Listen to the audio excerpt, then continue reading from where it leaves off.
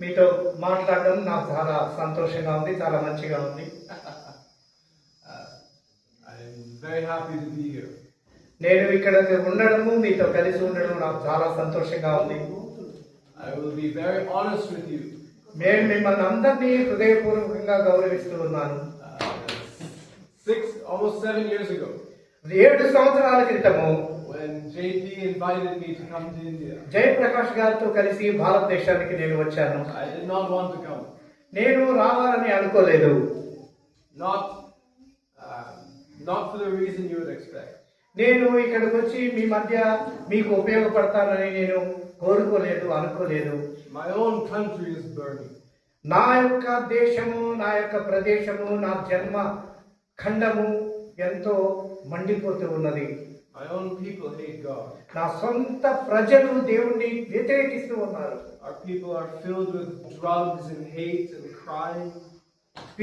చాలా మంది ప్రజలు భయంకరమైనటువంటి అంత్య దినాల్లో వచ్చేటటువంటి అనేకమైనటువంటి రౌద్రము మరియు భయంకరమైనటువంటి ఉగ్రవాదముతో కూడుకొని తలంపులతో నిండి ఉన్నారు. We have no fear of God. దేవుని యొక్క భయం బొత్తిగా వారికి లేదు. We have no zeal for His kingdom. ఆ దేవుని యొక్క రాజ్యం గురించి ఆలోచించే శక్తి వాళ్ళ దగ్గర శూన్యంగా ఉంది. We have no love for the steadfast వాళ్ళ దగ్గర love of ఏమాత్రం God. ప్రేమ అనేది ఎక్కడా లేదు, పొంచి చూసినా వాళ్ళ దగ్గర కనిపించట్లేదు. I said, God, why would I go there when my own people hate you? నేను నా సొంత ప్రజల దగ్గర వెళ్ళి వాళ్ళ దగ్గర ఎవరైతే దేవుడిని తృణీకరిస్తున్నారో వాళ్ళ దగ్గరికి వెళ్ళి సేవ చేయాలనేటటువంటి దృక్పథం నాకుంది. See, in India, they hate Jesus with their words. ఇండియాలో కూడా దేవుణ్ణి తృణీకరించేటటువంటి ప్రజలు కొంతమంది ఉన్నారు. In America, we hate Him with our actions. America దేశంలో అయితే వారి మధ్య చర్యలు తీసుకునేది కూడా ఉంటాయి కొన్నిసార్లు. We won't say that we hate God. నేను ఆ విధమైన పరిస్థితి వాళ్ళని గురించి చెప్పదలుచుకోవడానికి కూడా నాకు మనసు రావటం లేదు. But they do not do what pleases Him. నేను వాళ్ళ గురించి ఎలాంటి చర్యలు తీసుకోదలుచుకోలేదు, వాళ్ళని మాట్లాడదలుచుకోలేదు, ఈ యొక్క పరిధిలోకి వాళ్ళని తీసుకురాదలుచుకోలేదు.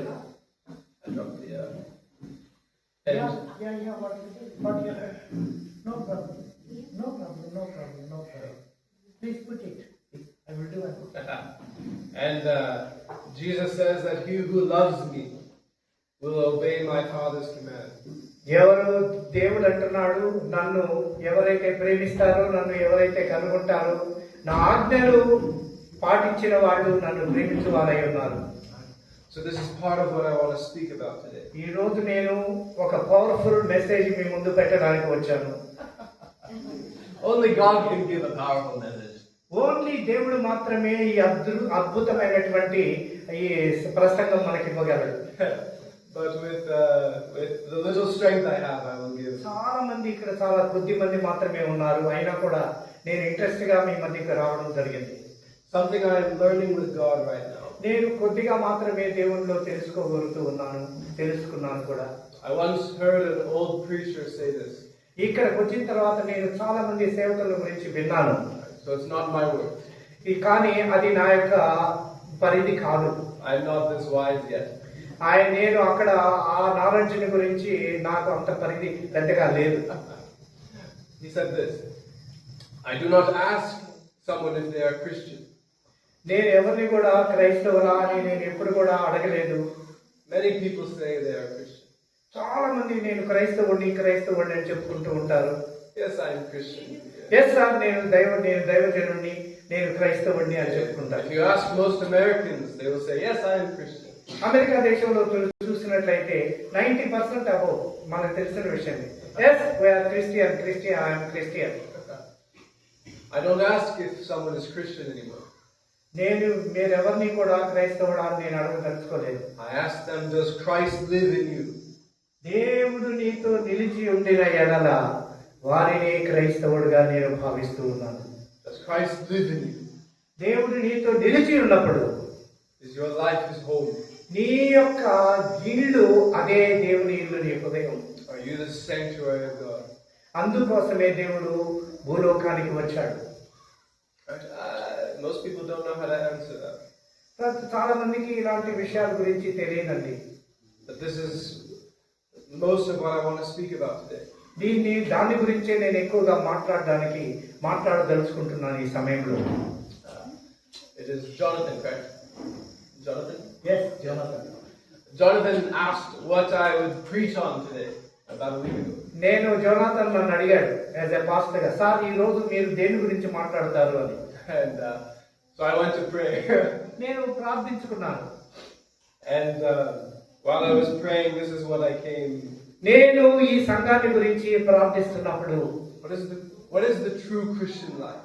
మనిషి యొక్క నిజమైన క్రైస్తవ జీవితం అంటే ఏంటో నేను నా దర్శనంలో చూశాను. And I think there are two main things in the true Christian's life.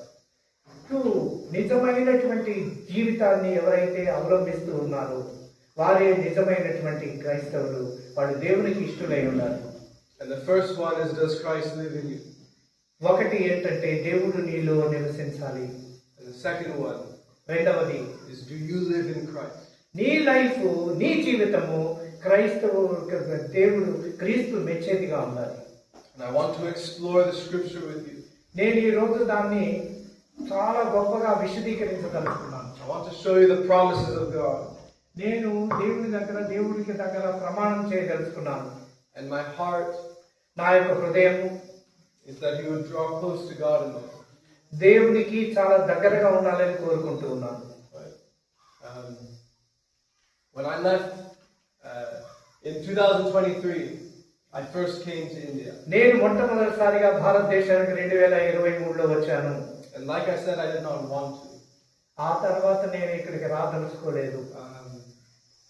But wherever God leads, that is where I will go. దేవుడు మనలో నివసిస్తున్నప్పుడు, దేవుడు మనకు ఒక బాధ్యత అప్పగించినప్పుడు మాత్రమే అవి నెరవేరుతాయి. I am usually a very stubborn mule. I'm like a stubborn donkey. నేను గుర్రం, గాడిద తన భారాన్ని మోసుకొని ఏ రీతిగా పోతూ ఉన్నదో. I am very stubborn. నేను చాలా స్టబర్న్ గా ఉంటాను, శక్తి కలిగి ఉంటాను. And God has a lot of గాడిద వచ్చి ఎగిపడినట్టుగా ఒక గుడ్డి మొండితనంతో. And God has too much grace in my life. దేవుడు నన్ను విరివిగా నా జీవితంలో ఆశీర్వదించాడు. And usually when He leads me, He will open my heart more to something. ఆయనే నాయకుడుగా ఉండి నన్ను ఉపయోగించుకున్నాడు. నన్ను భారతదేశంలోకి ఆయన నన్ను ఇక్కడ పరిచర్య నిమిత్తం ఆయన నన్ను వాడుకుంటున్నాడు. And it becomes my joy to serve Him wherever I go. దాన్ని బట్టి నా సంతోషము, నాకు ఉత్సాహం కలుగుతుంది. And so at first I was stubborn.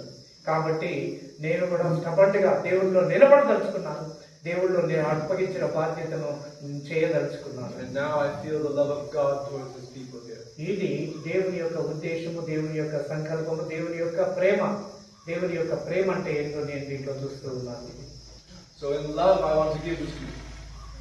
ఈ సమయంలో నేను ఒకటి మీకు ఇవ్వదలుచుకున్నాను. I have many verses.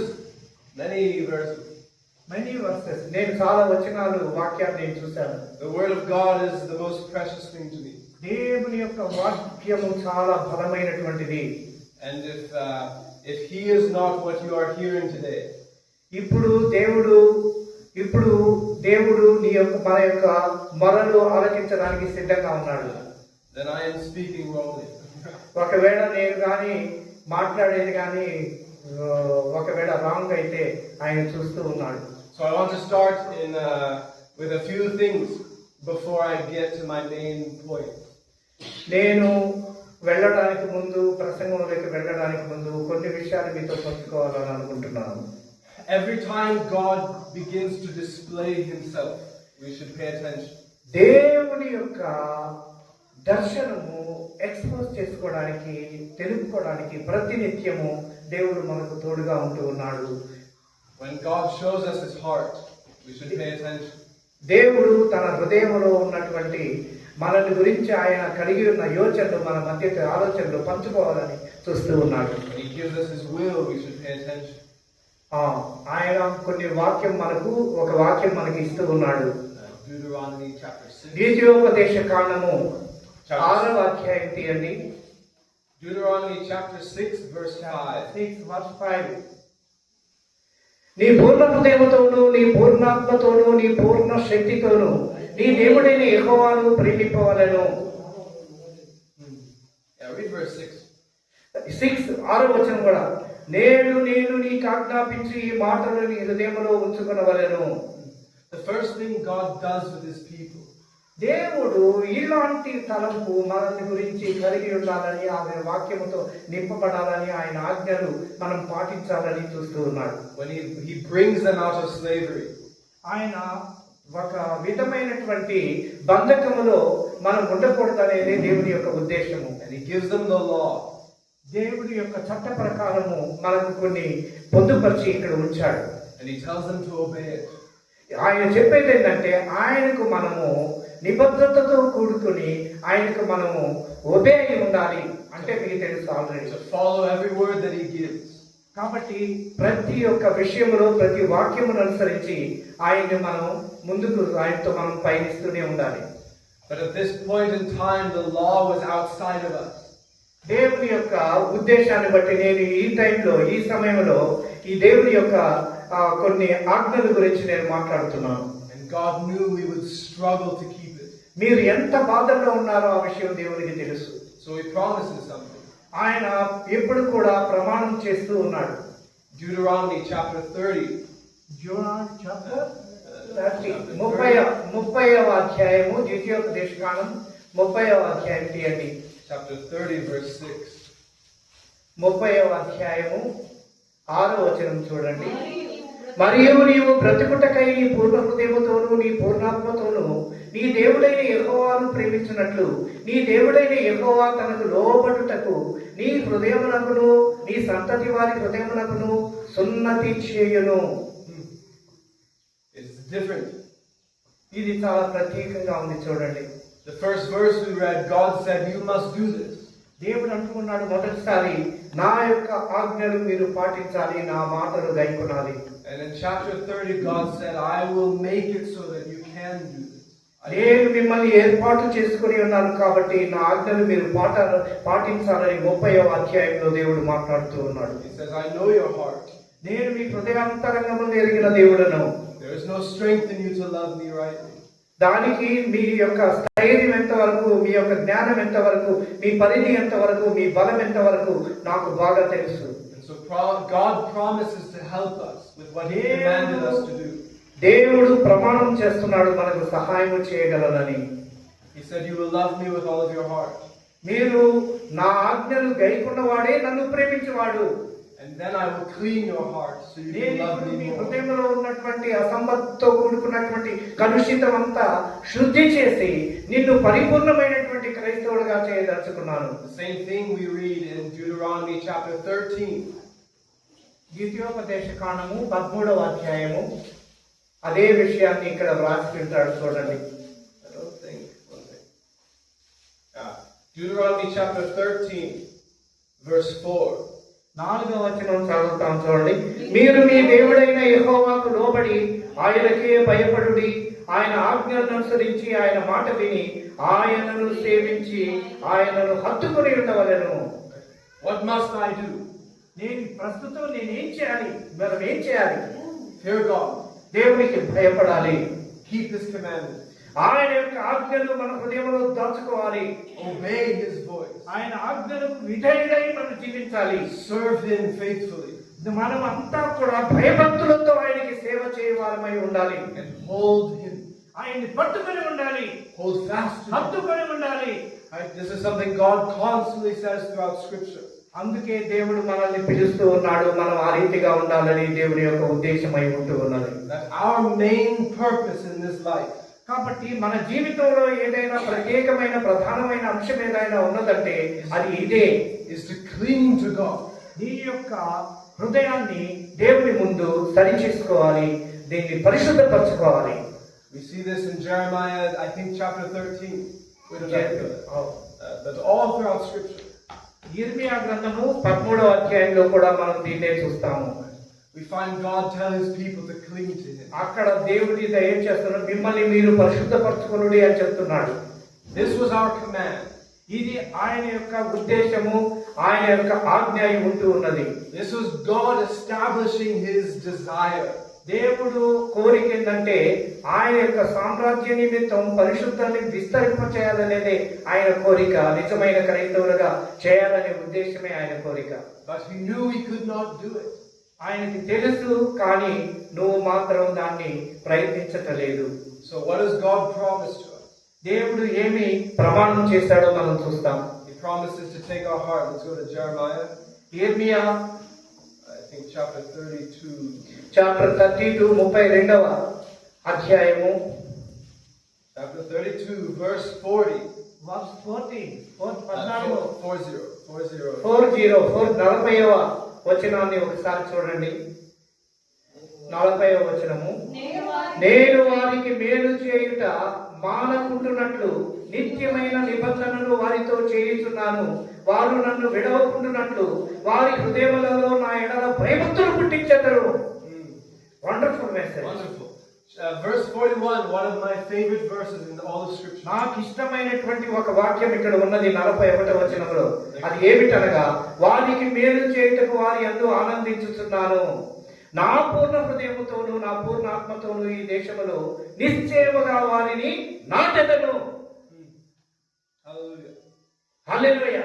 God tells us to love him with all of our heart. అంటే ఏ రీతిగా మనల్ని ప్రేమిస్తున్నాడో ఆ రీతిని 41వ వచనములో పొందుపరిచి ఉన్నాడు. He tells us to fear him, ఆయన చెప్తున్నాడు, నా యందు భయపడి అని మాట్లాడుతున్నాడు. to obey him and walk in his way. నాకు మీరు విధేయులై ఉండాలి అని అంటున్నాడు. This is the law of God outside. ఇది దేవుని యొక్క ఆజ్ఞ అయి ఉన్నది. But what does he promise here? ఆయన ఏం ప్రామిస్ చేస్తున్నాడు, ఆయన ఏమి ఆజ్ఞాపిస్తున్నాడు, ఆయన ఏమి చేయాలని కోరుతున్నాడో చూడండి.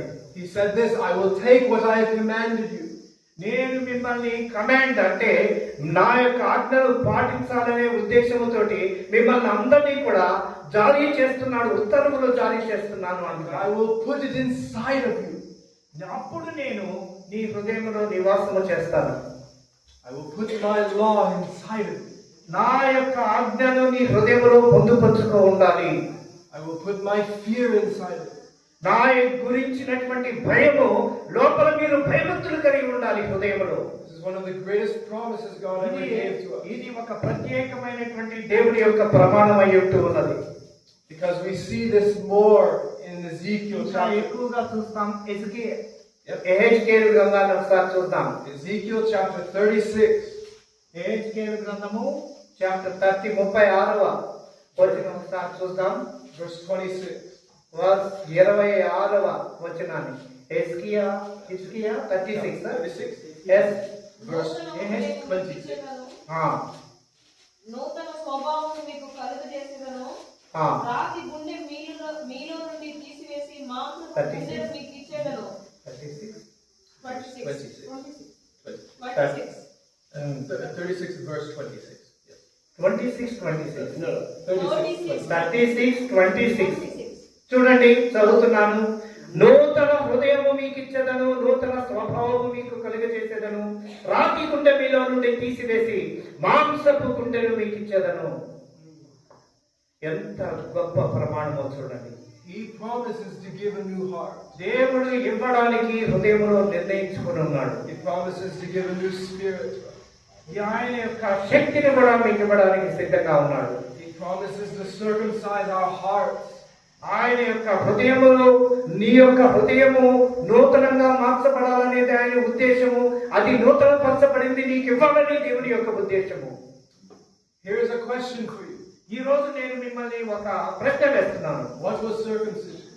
ఎన్ని కష్టాలు ఉన్నప్పటికీ కూడా God said it was the sign of his covenant. దేవుడు ఒక ప్రమాణము చేసి నిన్ను గురించి ఒక తలంపు కలిగి ఉన్నవాడు. Covenant. He told this to Abraham, he told this to Moses. Abraham నుంచి మోసెస్ వరకు చేసినటువంటి ప్రమాణాలు, కవెనెంట్స్ అక్కడ మనం చూస్తాం. It was the sign of God's covenant on the flesh of a man. అవును, ఆయన మన హృదయంలో తను నిండి ఉండాలనే దేవుని యొక్క ఉద్దేశము. అబ్రహాము జీవితంలో, మోషే జీవితంలో చేసిన అద్భుత కార్యాలు మన జీవితంలో నింపబడాలనేది దేవుని యొక్క ఉద్దేశము. And then God promises to do that upon our hearts. అవును, అదే దేవుని యొక్క ప్రమాణమై ఉంటున్నది. దేవుడు ఇప్పుడు ఆ రీతిగా మనకు ప్రమాణం చేస్తూ ఉన్నాడు. I would tell you this thing.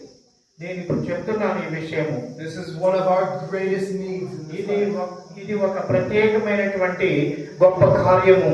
Why do I go through all of this? ఎందుకు నేను ఇవన్నీ కూడా ఫాలో కావాలి? ఎందుకు నేను ఇవన్నీ కూడా అభ్యసించాలి? ఎందుకు నేను వీటి వెంట నడవాలి?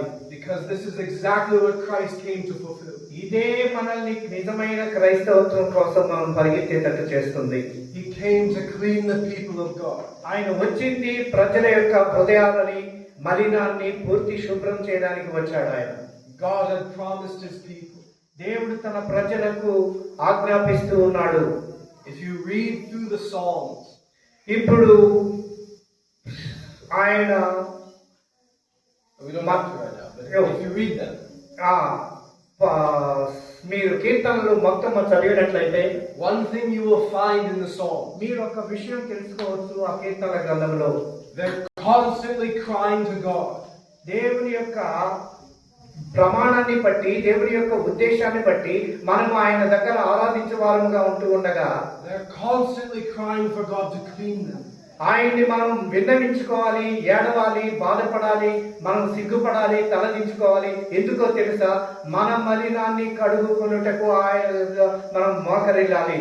For God to give them a new heart and a new spirit. కాబట్టి దేవుడు మనకు కొత్త నూతన జన్మ అంటే నూతనమైనటువంటి మనసు, నూతనమైనటువంటి హృదయము, మాంసపు గుండెనివ్వడానికి సిద్ధంగా ఉన్నాడు. రాతి గుండెను తీసివేయడానికి సిద్ధంగా ఉన్నాడు. Because anyone who is true with God, ఎవరైనా దేవుడి యొక్క ఆ నిజమైన క్రైస్తవుడిగా కోరినట్లయితే knows that we cannot do his will out of our own strength. అది మన యొక్క నిజంగా ఒక రీతిగా మనం చూసినట్లయితే మనం ఆ స్థాయికి చేరుకోలేము. కానీ దేవుడి యొక్క కృప మనకు ఉండాలి. ఆయన కృపను బట్టే మనము మలినాన్ని శుద్ధి చేయబడతాం. దేవుని సామ్రాజ్యానికి, రాజ్యానికి అర్హులవ్వబడతాం. మనం చేసిన కార్యాలని బట్టి, లేకపోతే మన గొప్పతనాన్ని బట్టి పరలోక రాజ్యం ఎవరికి కూడా ప్రాప్తించదు. Paul talks about this in Romans 7. దేవుడు రోమా పత్రిక 7వ అధ్యాయంలో ఏమని మాట్లాడుతున్నాడంటే, ఏంటి ఒకసారి రోమా పత్రిక 7వ అధ్యాయం. He says, there's part of me at war with this. There's a law within me at war with the law of my mind. 7వ అధ్యాయం మనం చూసినట్లయితే, మనుష్యుడు బ్రతికినంత కాలమే ధర్మశాస్త్రం అతని మీద ప్రభుత్వం చేయుచున్నది. మీకు తెలుసు, ధర్మశాస్త్రం ఎరిగిన మీతో మాట్లాడుచున్నాను. భర్త గల స్త్రీ భర్త బ్రతికి ఉన్నంత వరకే ధర్మశాస్త్రం వలన అతనికి బద్దురాలు. కానీ భర్త చనిపోయిన ఎడల భర్త విషయమై ధర్మశాస్త్రం నుండి ఆమె విడుదల పొందును అని అంటూ ఉన్నాడు. ఇలా చదువుకుంటూ పోతే అయ్యగారు చెప్పేది ఏంటంటే 5వ వచనం మీద కాన్సన్ట్రేట్ చేస్తున్నాడు. మనము శరీర సంబంధులమై ఉండినప్పుడు మరణార్థమైన ఫలములు ఫలించుటకై ధర్మశాస్త్రము వలనైన పాపేచ్ఛలు మన అవయవములలో కార్యసాధకములై ఉండెను అంటున్నాడు. How's that? Read verse 23. Read 23, 7వ అధ్యాయము 23వ వచనం మనం చదువుకుందాం ఒకసారి. చూడండి. వేరొక నియమముల అవయవములలో ఉన్నట్టు నాకు కనబడుతున్నది. అది నా మనసునందున్న ధర్మశాస్త్రముతో పోరాడుచు నా అవయవములలోనున్న పాప నియమమునకు నన్ను చెరపట్టి లోపరుచుకొనుచున్నది. There is a war inside of every man. ప్రతి విషయంలో ప్రతి మానవుడు కూడా దీనికి బలైపోయి పాపం నుంచి విడుదల పొందలేకపోతూ ఉన్నాడు. ఆ అలవాట్లకు లోనైపోతూ ఉన్నాడు. This war of sin against the Spirit of God. మళ్ళీ అతను పాపంలోనే పడిపోయి దేవునికి అవిధేయుడిగా ప్రవర్తిస్తున్నాడు. దేవుని భయాన్ని కోల్పోతూ ఉన్నాడు. And so this is something I want to talk about. దీని గురించి నేను కొంత మాట్లాడాలని అనుకుంటున్నాను. Because it's very important. ఇది చాలా ముఖ్యమైనటువంటి విషయము. Jesus says very, very hard things to understand. దేవుడు చాలా చాలా సార్లు కఠినమైన మాటలు కొన్ని మాట్లాడుతున్నాడు. One thing he says, ఒక మాట ఆయన అంటున్నాడు, is that whoever loves his mother and father more than me, ఎవడైనా సరే తన తల్లిని తండ్రిని తృణీకరిస్తే, he said he is not worthy of me. వాడు ఎప్పుడు కూడా నాకు ఇష్టడైనటువంటి వాడు కాదు. He says whoever loves, ఎప్పుడు ప్రేమిస్తాడు, తల్లిదండ్రుల్ని గౌరవిస్తాడు, whoever loves his brother and sister more than me is not worthy of me. తన స్వకీయులతో విరోధం పెంచుకొని బలలో చేయి కూడా వేయకూడదు. అదే సార్ యొక్క ఉద్దేశం. స్వకీయులతో నువ్వు సంబంధం కలిగి ఉండాలి, హ్యూమన్ రిలేషన్స్ కలిగి ఉండాలి. ఎవరితో కూడా నువ్వు విరోధం పెట్టుకోకూడదు. తల్లిని బాగుండాలా, తల్లిదండ్రులతో బాగుండాలా, అక్క చెల్లెళ్ళతో బాగుండాలా, అన్నదమ్ములతో బాగుండాలా, అందరినీ కలుపుకొని మనం పెడుతూ ఉండాలి కుటుంబ వ్యవస్థలో. That is a very hard thing. అది చాలా కష్టసాధ్యమైంది కొన్నిసార్లు. It is our nature to love our mother and father most. మామూలుగా దేవుడి తల్లిని తండ్రిని మనం ప్రేమిస్తూ ఉంటాం. అది మామూలుగా సహజమైన విషయమే. And God says, no, you must love me most. దేవుడు ఏం చేస్తున్నాడంటే నువ్వు నన్ను ప్రేమించటం లేదు అంటున్నాడు. ఆయన్ని తప్ప, దేవుడిని తప్ప ఎవరిని ప్రేమించినా కూడా, ప్రధానమైన ప్రాధాన్యత ఇచ్చినా కూడా అది కూడా ఒక విధమైనటువంటి విగ్రహారాధన కిందకు వస్తుంది. And so part of our walk is to consecrate ourselves to God. మనల్ని మన హృదయాన్ని పరిశీలించుకున్నాం. Into a place where God changes our